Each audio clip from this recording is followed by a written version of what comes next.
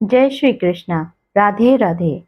आपके अपने लॉर्ड कृष्ण भजन चैनल पर आप सभी का स्वागत है। आज हम इंदिरा एकादशी व्रत का महत्व, व्रत और पारण का शुभ मुहूर्त तथा एकादशी व्रत के नियमों के बारे में जानकारी देने जा रहे हैं।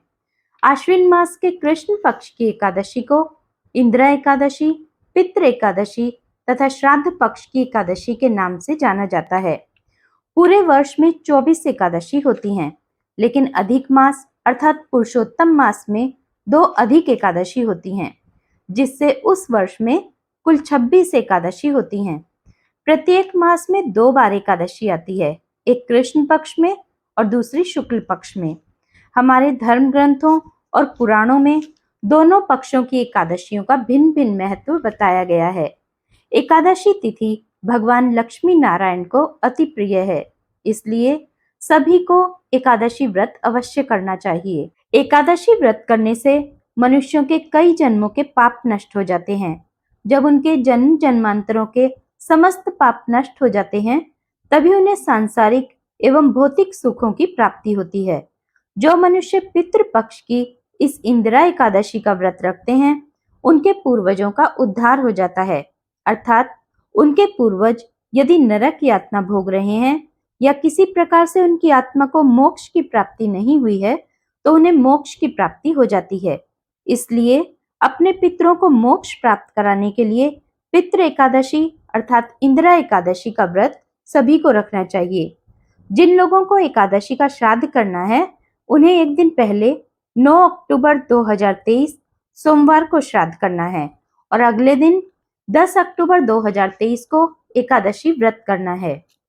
हमारे धर्म ग्रंथों के अनुसार एकादशी के दिन अन्न का भोजन ब्राह्मणों को नहीं करवाना चाहिए, चाहे वो व्रत करते हो या ना करते हो। फिर भी उन्हें फलाहार का दान ही करना चाहिए या फलाहार ही करवाना चाहिए। एकादशी के दिन श्राद्ध कर्म नहीं किया जाता है, अर्थात एकादशी के दिन चावल का उपयोग नहीं किया जाता है। जो भी मनुष्य इंदिरा एकादशी अर्थात पितृ एकादशी का व्रत पूरी निष्ठा, श्रद्धा व भक्ति से करते हैं, उनकी कई पीढ़ियों का उद्धार हो जाता है तथा उनके सभी पूर्वजों को मोक्ष की प्राप्ति हो जाती है। यदि किसी के घर में कोई पितृ दोष है, तो इंदिरा एकादशी के प्रभाव से वो भी समाप्त हो जाता है। अब हम आपको इंदिरा एकादशी व्रत और उसके पारण के शुभ मुहूर्त के बारे में बताने जा रहे हैं। आश्विन मास के कृष्ण पक्ष की इंदिरा एकादशी 9 अक्टूबर 2023 सोमवार दोपहर 12:37 से प्रारंभ होगी और इसका समापन 10 अक्टूबर 2023 मंगलवार दोपहर 3:09 पर होगा। इस प्रकार उदय तिथि के अनुसार द्वादशी युक्त इंदिरा एकादशी व्रत 10 अक्टूबर मंगलवार को ही रखा जाएगा। इंदिरा एकादशी व्रत का पारण का समय 11 अक्टूबर 2023 बुधवार सुबह 6:38 से 8:38 तक रहेगा। एकादशी व्रत का पारण शुभ मुहूर्त में ही करना चाहिए। एकादशी व्रत का पारण चावल और तुलसी पत्र से करना चाहिए। जो मनुष्य एकादशी व्रत करते हैं, उन्हें दशमी से लेकर द्वादशी तक कुछ महत्वपूर्ण नियमों का पालन करना चाहिए। दशमी तिथि के दिन एक समय शुद्ध एवं सात्विक भोजन करना चाहिए। इस दिन लहसुन, प्याज, मांस, मदिरा, चावल, शहद, मसूर की दाल, कटहल की सब्जी का प्रयोग नहीं करना चाहिए। दशमी तिथि के दिन दूसरों के घर का भोजन भी नहीं करना चाहिए। यदि किसी कारण दूसरे के घर का भोजन करना पड़े, तो उन्हें कुछ दान दे दें, तो आपको दोष नहीं लगेगा। एकादशी के दिन सुबह जल्दी उठकर पूजा अर्चना करके एकादशी व्रत का संकल्प लें कि हे कमल नयन, हे वासुदेव, हे माधव, हे अच्युत, मैं एकादशी के दिन निराहार रहकर दूसरे दिन ही भोजन करूंगा। इस प्रकार संकल्प लें। एकादशी के दिन भगवान सूर्य नारायण को जल अर्पण करें, तुलसी माता की पूजा अर्चना करें, गौ माता का पूजन करें। एकादशी के दिन अन्न का सेवन नहीं करना चाहिए, केवल फलाहार करना चाहिए। सर्वोत्तम फलाहार गाय का दूध और फल ही बताए गए हैं। एकादशी के दिन ब्रह्मचर्य का पालन करना चाहिए। एकादशी के दिन झूठ ना बोलें, क्रोध ना करें, किसी से लड़ाई झगड़ा ना करें, किसी का भी अपमान ना करें, एकादशी के दिन दाढ़ी, कटिंग, शेविंग नहीं करनी चाहिए और नाखून भी नहीं काटने चाहिए। दिन में सोना वर्जित है।